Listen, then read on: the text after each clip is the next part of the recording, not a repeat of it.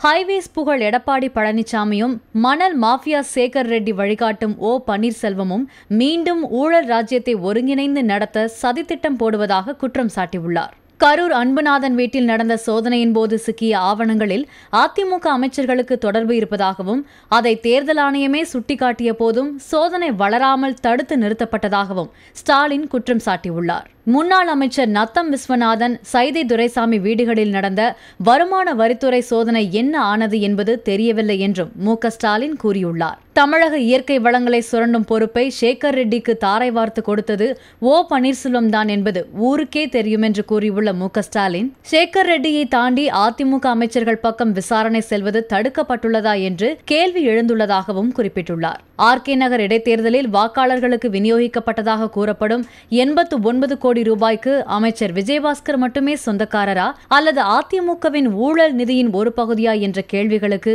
பதில் கிடைக்கவில்லை என்றும் ஸ்டாலின் கூறியுள்ளார். தினகரன் சசிகலா குடும்பத்தை ஒதுக்கி வைப்போம் என்று அதிமுகவினர் கூறியதை சுட்டிக்காட்டியுள்ள ஸ்டாலின், ஒரு ஊழலை வெளியேற்றிவிட்டால் மற்றவர்களின் ஊழல்கள் மறைக்கப்படும் என்றும் அவர்கள் காப்பாற்றப்படுவார்கள் என்றும் உத்தரவாதம் கொடுத்தது யார் என்றும் கேள்வி எழுப்பியுள்ளார். அதிமுக அமைச்சர்களின் ஊழல்களை கூண்டோடு வெளிச்சத்திற்கு கொண்டு வரும் புனித பணியில் வருமான வரித்துறை, அமலாக்கத்துறை ஆகிய அமைப்புகள் ஈடுபட்டுள்ளதாகவும் அந்த அமைப்புகள் சுதந்திரமாக செயல்பட மத்திய அரசு உறுதுணையாக நிற்க வேண்டும் என்றும் ஸ்டாலின் வலியுறுத்தியுள்ளார்.